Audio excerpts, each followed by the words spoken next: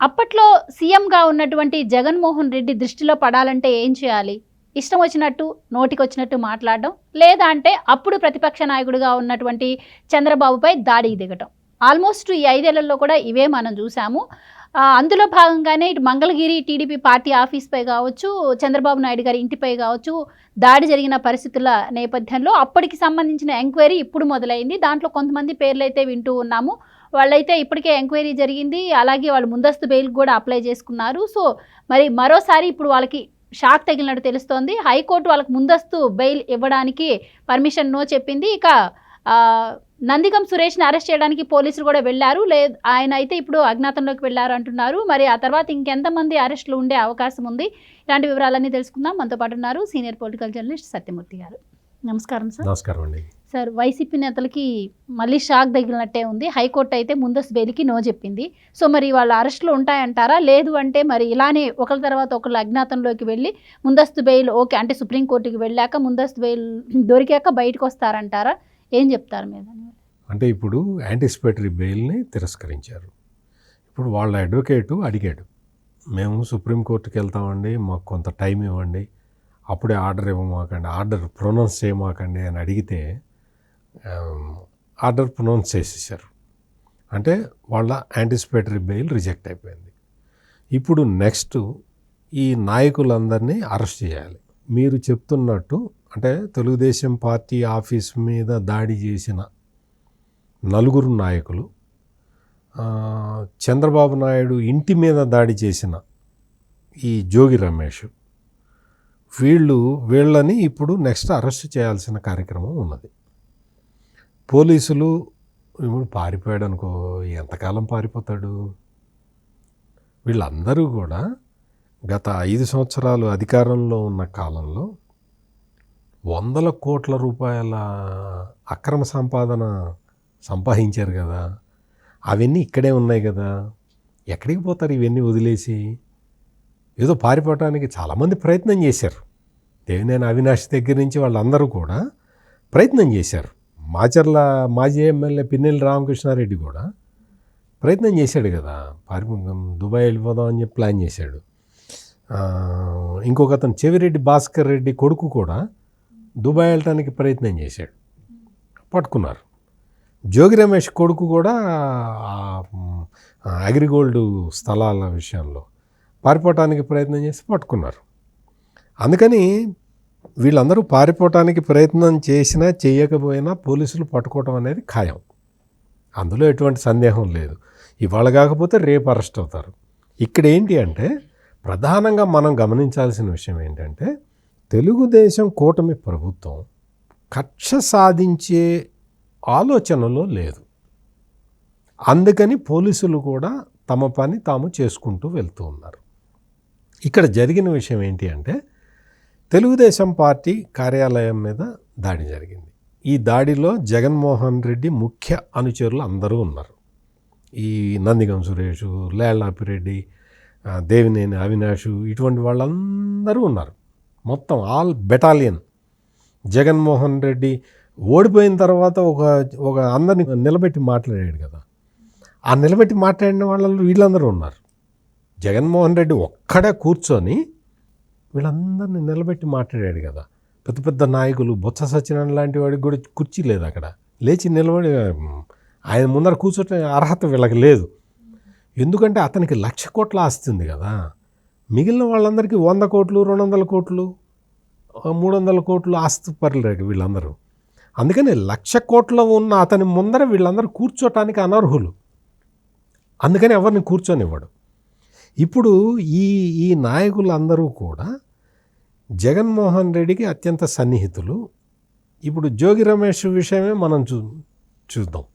చంద్రబాబు నాయుడికి వినతి పత్రం, అప్పుడు ఆయన ప్రతిపక్ష నాయకుడు, ఇతను అధికార పక్ష ఎమ్మెల్యే, వినతి పత్రం ఇవ్వడానికి వెళ్ళాట. ఎవరికి వినతి పత్రం ఇస్తావు? గవర్నమెంట్లో ఉన్న వాళ్ళకి వినతి పత్రం ఇస్తావా? ప్రతిపక్షంలో ఉన్న వాళ్ళకి వినతి పత్రం ఇస్తావా? అంటే ఆ రోజున ఉన్న డీజీపీగా ఉన్న గౌతమ్ సవాంగ్ దీన్ని ఎండార్స్ చేశాడు. అవునండి, పాపం వినతి పత్రం ఇవ్వటానికి వచ్చాడండి, అంత భావ ప్రకటన స్వేచ్ఛ అండి, పాపం కోపం వస్తే ఏం చేస్తారండి? ఇటువంటి మాటలు మాట్లాడాడు ఆ రోజు డీజీపీగా ఉన్న గౌతమ్ సవాంగ్. చాలా విషయాల్లో, చాలా కేసుల్లో హైకోర్టు పిలిచి ఇక్కడ రా గౌతమ్ సవాంగ్ ఈ సెక్షన్ చదువు అని ఐపీసీ బుక్ ఇచ్చి చదివించారు.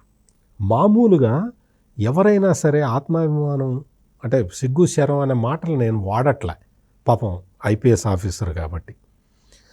ఆత్మాభిమానం ఉన్నవాడు ఎవడైనా సరే హైకోర్టు పిలిచి చట్టాన్ని చదివించిన తర్వాత అతను మారిపోవాలి. ఇంకా జగన్మోహన్ రెడ్డి చెప్పిన క్రిమినల్ పనులకి దేనికి సపోర్ట్ చేయకూడదు. కానీ దురదృష్టం ఏంటంటే గౌతమ్ సవాంగ్ ఆ తర్వాత కూడా జగన్మోహన్ రెడ్డి ఆదేశాలని తూచా తప్పకుండా పాటిస్తూ జగన్మోహన్ రెడ్డి కళ్ళల్లో ఆనందాన్నే చూశాడు. తెలుగుదేశం పార్టీ ఆఫీస్ మీద దాడి జరిగినప్పుడు తెలుగుదేశం పార్టీ నాయకులు డీజీపీకే సాక్షాత్తు ఫోన్ చేసినా కానీ, తెలుగుదేశం ఆఫీసు పక్కనే డీజీపీ ఆఫీసు ఉన్నా కానీ స్పందించలే, ఫోన్ కూడా ఎత్తలే, రియాక్షన్ కూడా ఇవ్వలే. వాళ్ళు వచ్చేటప్పుడు వచ్చారు, అటాక్ చేశారు. మొత్తం తెలుగుదేశం పార్టీ ఆఫీసులో ఉన్న సిబ్బందికి రక్త గాయాలైనాయి, తలలు పగలగొట్టారు. తెలుగుదేశం పార్టీ కార్యకర్తలు తమ ఆఫీసు కార్యాలయాన్ని కాపాడుకోవటానికి రక్త తర్పణం చేశారు. ఆ తర్వాత వీళ్ళ మీదే కేసులు పెట్టారు. ఎందుకు? వీళ్ళందరూ వచ్చేసి బయటికి మన మొత్తం విజువల్స్ అన్నీ కూడా ఈ జగన్మోహన్ రెడ్డి క్రిమినల్ గ్యాంగ్ ఏం చేసిందంటే మొత్తం సీసీ ఫుటేజ్ అంతా కూడా డిలీట్ చేసేలాగా చేసుకుంది. ఇంకెక్కడా లేదు అనుకున్నది. కానీ వాళ్ళ దురదృష్టం ఏంటంటే తెలుగుదేశం పార్టీ ఆఫీసులో సీసీ కెమెరాల ఫుటేజ్ భద్రంగా ఉంది. అవన్నీ ప్రజెంట్ చేస్తే ఇప్పుడు వాళ్ళ పరిస్థితి ఇట్లా మారింది. అంటే ఎందుకు చెప్తున్నానంటే పోలీసులు అందరూ కూడా ఆ రోజున మనం చూసాం, ఒక టీవీ ఛానల్కి సంబంధించిన పెద్ద పెద్ద రిపోర్టర్లు అక్కడ కూర్చొని దాడి ఎట్లా జరుగుతుందో మానిటర్ చేసిన సంఘటనలు కూడా మనకు తెలుసు. అంటే రాజకీయ వ్యవస్థ, పోలీసు వ్యవస్థ, మొత్తం పత్రికా వ్యవస్థ, ఈ మొత్తం కలిసి మూకుమ్మడిగా తెలుగుదేశం పార్టీ మీద దాడి చేసినాయి. అది ఆనాటి సిచ్యుయేషన్. పోలీసులు కేసులు బుక్ చేసి ఏం లేదు అని రాసేశారు. ఏమీ లేదా? ఎంతమందికి రక్త గాయాలైనాయి? తెలుగుదేశం పార్టీ ఆఫీసులో డీజీపీ కార్యాలయంలో పనిచేసే ఒక వ్యక్తి దొరికాడు రెడ్ హ్యాండెడ్గా. డీజీపీ ఆఫీసులో పనిచేసే వాడికి తెలుగుదేశం పార్టీ ఆఫీసు దాడి జరిగే సమయంలో వాడికి అక్కడేం పని? దొరికాడు. వాడిని తీసుకెళ్ళి పోలీస్ స్టేషన్లో అప్పగిచ్చి ఇతను ఇక్కడ ఉన్నాడు, నిజంగా డీజీపీ ఆఫీసులో పని చేస్తున్నాడా చేయట్లేదా, పోలీసుగా తప్పుగా తన ఐడెంటిటీని చెప్తున్నాడా చూడండి అంటే పోలీసులు అతన్ని మళ్ళీ తెలుగుదేశం వాళ్ళు యువతలకి రాగానే వాడిని రిలీజ్ చేశారు. అంటే ఎంత పోలీసులు ఈ దోషులకి ఎంతగా సహకరించారు, ఎంతగా వాళ్ళకి కోఆపరేట్ చేశారు అనేది మనం అర్థం చేసుకోవచ్చు. ఈ చంద్రబాబు నాయుడు ఇంటి మీద దాడి చేసిన జోగి రమేష్ విషయంలో కూడా అంతే. ఆ దుర్మార్గులు పెద్ద పెద్ద రాడ్లు కర్రలు తీసుకొని వస్తే అది సింగిల్ రోడ్డు ఉంటుంది. ఆ సింగిల్ రోడ్డు మీద వాళ్ళు వస్తూ ఉంటే వాహనాల శ్రేణి ఇట్లా వరుసగా 1 కిలోమీటర్ పొడుగున వాహనాలలో గూండాలు రౌడీలు వచ్చి దిగుతూ ఉంటే పోలీసులు అక్కడ నిలబడి ఇటు పోండి, లెఫ్ట్కు పోండి, లెఫ్ట్కు పోండి అని చెబుతున్న విజువల్స్ మనం చూసాం. అంటే వాళ్ళు దాడి చేయడానికి వస్తే దారి చూపించిన వాళ్ళు పోలీసులు. ప్లస్ ఇంకొకటి, ఈ మొత్తం పోలీసులు ఈ కేసులన్నీ రీఓపెన్ చేసి వాళ్ళు దర్యాప్తు చేస్తుంటే చాలా కొత్త విషయాలు తెలిసినాయి. ఆ రోజు ఇతనితోటి జోగి రమేష్ అండ్ రౌడీస్ వాళ్ళతోటి వచ్చిన డ్రైవర్లందరూ కూడా ఆ ప్రాంతం వాళ్ళు కాదు, బయట నుంచి తీసుకొచ్చిన హైర్డ్ గూండాలు. ఇవన్నీ కూడా ఇప్పుడు అన్నీ బయటకు వస్తూ ఉన్నాయి. అందుకని ఇప్పుడు మొత్తం ఆ కేసుని ఆ రోజున దర్యాప్తు చేసిన పోలీస్ ఆఫీసర్లందరూ ఇప్పుడు ఇరుక్కోబోతున్నారు కేసుల్లో.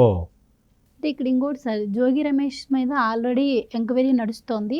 అండ్ ఆయన కొన్ని వ్యాఖ్యలు అయితే చేశారు. నేను వినతి పత్రం ఇవ్వడానికి వెళ్ళాను, దాడి చేయడానికి వెళ్ళలేదని ఆయన చెప్పడం జరిగింది అధికారులతోటి. అండ్ ఇంకోటి, ఆయన ఒకసారి లోకేష్ను కూడా బెదిరించిన సందర్భం మనం చూసాం. మీ అయ్యనే లెక్క చేయలేదు, నేను మీ గేటును తన్నాను, ఏదో నువ్వెంత అని చెప్పి. ఆ వీడియోలు కూడా ఇప్పుడు ఉన్నాయి సోషల్ మీడియాలో, ఇప్పటికీ ఉన్నాయి ఆ వీడియోలు కూడా. అన్నీ ఉన్నాయి. అదే కేసు. ఇప్పుడు కేసు బలంగా మారటానికి కారణం ఏంటి అంటే, అప్పుడు ఇంకా 30 ఏళ్ళు మందరి రాజకీయం, అందరినీ అడ్డం వచ్చిన వాళ్ళందరూ నరికేద్దాం అన్న ఊపులో ఉన్నారు కదా, విచ్చలవిడిగా మాట్లాడారు. ఇప్పుడు ఈ రోజున మొత్తం వాటికి సంబంధించిన అన్ని విజువల్స్ ఉన్నాయి. ఇక్కడ ఇంకో డౌట్ కూడా వస్తుంది సార్. ఇప్పటికీ జోగి రమేష్ ఎంక్వైరీకి సహకరించట్లేదని ఒక పక్క అధికారులే చెప్తున్నారు. ఆయన పైన ఎటువంటి యాక్షన్ తీసుకోలేదు. అండ్ ఆయన కొడుకుని అరెస్ట్ చేశారు, ఆయన బెయిల్ పైన వచ్చారు. ఇక్కడ పిన్నెల్లి రామకృష్ణారెడ్డికి ఆయనకి బెయిల్ వచ్చింది. అలాగే మరి వల్లభనేని వంశీ ఎలక్షన్స్ అయిపోయిన దగ్గర నుంచి అజ్ఞాతంలో ఉన్నారు. ఆయనపై ఇంతవరకు ఆయన పట్టుకొచ్చిన పరిస్థితి కూడా లేదు. అంటే ఎంక్వైరీ అంటే స్పీడ్గా జరగట్లేదని చెప్పి ఇప్పటికే టీడీపీకి సంబంధించిన కార్యకర్తలు కూడా అంటున్న పరిస్థితి. మరి ఓ పక్క అరెస్ట్ చేసిన వాళ్ళేమో ఇలా బెయిల్ మీద వస్తూ ఉన్నారు. వీళ్ళు కూడా ఇంకొంచెం లేట్ అయితే దొరకటం, వీళ్ళు కూడా సుప్రీంకోర్టుకి వెళ్ళి బెయిల్ తెచ్చుకునే పరిస్థితి ఉంటుంది. సో ఎప్పుడు సార్ మరి ఎంక్వైరీ జరిగేది ఎప్పుడు, వీళ్ళకి శిక్షణ పడేది ఎప్పుడు, అసలు జరుగుతుందంటారు అదంతా? జగన్మోహన్ రెడ్డి పోలీస్ అధికారులని వాళ్ళని బెదిరించాడో, వాళ్ళకి లంచం ఇచ్చాడో, వాళ్ళని ఏదో ఒక విధంగా లోబరుచుకొని ప్రైవేట్ ఆర్మీ లాగా పనిచేయించుకున్నాడు. అక్కడెక్కడో ఉత్తర కొరియాలో కిమ్కి పనిచేసినట్టు పోలీసులు జగన్మోహన్ రెడ్డికి పనిచేసి పెట్టారు. ఇప్పుడున్నది ఏంటి అంటే ప్రజాస్వామ్య ప్రభుత్వం. అంటే పోలీసులకి మీకు స్వేచ్ఛ ఇస్తున్నాము, మీరు స్వేచ్ఛగా కేసు దర్యాప్తు చెయ్యండి అని చెప్తున్నారు. ఎవరి మీద, ఏ పోలీస్ అధికారి మీద ఒత్తిడి లేదు. మీరు ఇట్లాగే కేసు పెట్టండి. ఇదే మనం అప్పుడు చూసాం కదా. మనం అప్పుడు జగన్మోహన్ రెడ్డి హయాంలో మొత్తం ఎవరి మీద కేసు పెట్టాలి, ఏ సెక్షన్లో పెట్టాలి, ఎవరి మీద పెట్టకూడదు అనేది మొత్తం క్లియర్ కట్గా తాడేపల్లి ప్యాలెస్ నుంచి గైడ్లైన్స్ వచ్చేవి. ఆ గైడ్లైన్స్ ప్రకారం కేసులు పెట్టేవాళ్ళు. ఇది వాస్తవం, ఎవడూ కాదనలేని వాస్తవం. దానికి రుజువులు కూడా కనిపిస్తున్నాయి కదా. ఇప్పుడు అటువంటి పరిస్థితి లేదు కదా. పోలీసులు దర్యాప్తు చేసుకుంటున్నారు. అందుకని ఇక్కడ ఇంకొక విషయం ఏంటంటే బెయిల్ రావటం అనేది బెయిల్ ఎవరికైనా వస్తుంది. అందులో బెయిల్ రాకూడదు, బెయిల్ కూడా ఉండకూడదు, వాళ్ళంతా జైల్లో ఉండాలంటే వాళ్ళకి శిక్ష పడలేదు కదా ఇంకా. అందువల్ల జోగి రమేష్ కొడుకున్నాడు, బెయిల్ మీద వచ్చాడు. అయితే కేసు అయితే ఉంది కదా, భూమి ఆక్రమించిన కేసు అయితే ఉంది కదా. అట్లాగే అందరి మీద కేసులు ఉన్నాయి కదా. ఆ కేసుల్ని చట్టబద్ధంగా ముందరికి తీసుకెళ్తారు తప్ప కక్ష సాధింపు ఉండదు. కక్ష సాధింపు ఉంటే, అంటే జగన్మోహన్ రెడ్డి హయాంలో జరిగినట్టు జరిగితే మీరన్నట్టు అసలు వీళ్ళెవరు కూడా ఒక కేసు మీద రిలీజ్ కాగానే ఇంకో కేసు మీద అరెస్ట్ చేస్తారు. కానీ ఇది డెమోక్రటిక్ గవర్నమెంట్ కదా, అట్లా చేయదు, కక్ష సాధింపు ఉండదు. అందుకని కొంచెం జాప్యం జరుగుతుంది. బెయిల్ రావటం అనేది ఏ ఎక్యూజ్డ్కైనా కానీ అది చట్టం కల్పించిన వెసులుబాటు కాబట్టి బెయిల్ వస్తుంది. బెయిల్ వచ్చినంత మాత్రాన అవన్నీ కూడా కండిషనల్ బెయిల్సే కదా. దేశం వదిలిపెట్టి పోకూడదు, నువ్వు అక్కడికి పోకూడదు, ఇక్కడికి పోకూడదు, నువ్వు ఇంత డబ్బులు కట్టు, నువ్వు 2-3 షూరిటీలు పెట్టు అనే అన్ని కండిషన్లే ఉంటాయి. అందువల్ల ఆ కండిషన్ వైలేట్ వీళ్ళు ఖచ్చితంగా చేస్తారు. వీళ్ళు కోర్టు పెట్టిన కండిషన్స్ని వైలేట్ చేసిన దాకా పోలీసులు చూస్తారు, వైలేట్ చేసిన తర్వాత మళ్ళీ జైలు వేస్తారు. ఇది జరుగుతుంది. అందువల్ల కంగారు పడాల్సిందేమీ లేదు. ఇక్కడ కక్షపూరితంగా వాడిని నాశనం చేయాలి, వీడిని నాశనం చేయాలి అని చేసే యంత్రాంగం కాదు కాబట్టి, చట్ట ప్రకారం చేసే యంత్రాంగం కాబట్టి కొంత ఆలస్యం జరగటానికి ఆస్కారం ఉన్నది. అందరూ దొరుకుతారు. ఇప్పుడు మనం కాదంబరి కేసులో కూడా పెద్ద పెద్ద ఐపీఎస్ ఆఫీసర్లే దొరికారు. రఘురామకృష్ణరాజు కేసులో ఐపీఎస్ ఆఫీసర్లు దొరికారు. ఈ మొత్తం ఆ పైనుంచి కింద దాకా టాప్ టు బాటము జగన్మోహన్ రెడ్డికి గుండెలు దించుకొని పనిచేసిన వాళ్ళ ఐపీఎస్ ఆఫీసర్లు అందరూ ఈ రోజున దొరికున్నారు. అందువల్ల చట్టం తన పని తాను చేసుకుపోతూ ఉంటుంది. వీళ్ళందరికీ శిక్షలు పడటం ఖాయం. దానికోసం కాకపోతే ఏంటంటే ఇప్పుడు వీళ్ళందరి మీద కేసులు పెట్టి ఆ కేసులు ప్రూవ్ అయ్యేలాగా చేయాలి. వీళ్ళందరూ పెద్ద పెద్ద ఆఫీసర్లు, పెద్ద పెద్ద పేరు మోసిన ఆఫీసర్లు కదా, మొత్తం ఒక్కొక్కడు డీజీ క్యాడరు, ఐజీ క్యాడరు, పెద్ద పెద్ద టాప్ క్యాడర్ కదా.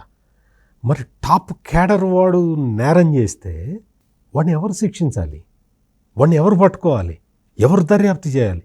ఇటువంటివన్నీ సమస్యలు ఉంటాయి. అందుకని ఆ సమస్యలన్నిటికీ ఒక్కొక్కటి పరిష్కారం చేసుకుంటూ వస్తారు. ఇంకా ప్రభుత్వం వచ్చి 3 నెలలు అయింది. జగన్మోహన్ రెడ్డి చెప్పినట్టు మే 13 నుంచి లెక్కేసుకున్నా కానీ 4 నెలలు కాలేదు. జగన్మోహన్ రెడ్డి అయితే మే 13 నుంచి లెక్కేసుకుంటున్నాడు. పోలింగ్ ఎప్పుడైతే అయిపోయిందో ఆ రోజు నుంచి చంద్రబాబు ప్రభుత్వం వచ్చినట్టు ఫిక్స్ అయిపోయాడు.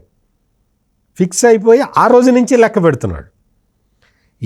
ఎవరు ఎన్ని లెక్కలు పెట్టినా చట్టం తన పని తాను చేసుకుపోతూ ఉన్నది. వీళ్ళందరికీ కూడా ఈ రౌడీలందరికీ, బెజవాడ రౌడీలందరికీ కూడా శిక్ష పడటం ఖాయం. అందులో ఎటువంటి సందేహం లేదు. బెజవాడ రౌడీలు అంటే ఐపీఎస్ ఆఫీసర్లు కూడా అందులో చూసాం కదా, వాళ్ళు వేరే కేసు, వీళ్ళు వేరే కేసు ఏదైనా వీళ్ళందరూ బెజవాడ రౌడీలు. వీళ్ళ మీద వీళ్ళందరినీ ఒక చోట పోగేసుకొని ఒక 20 మందో 30 మందో విలన్లు తయారవుతారు. ఈ విలన్లని పెట్టుకొని రామ్ గోపాల్ వర్మ ఏదన్నా ఒక మంచి సినిమా తీస్తే చాలా మంచి సినిమా అవుతుంది.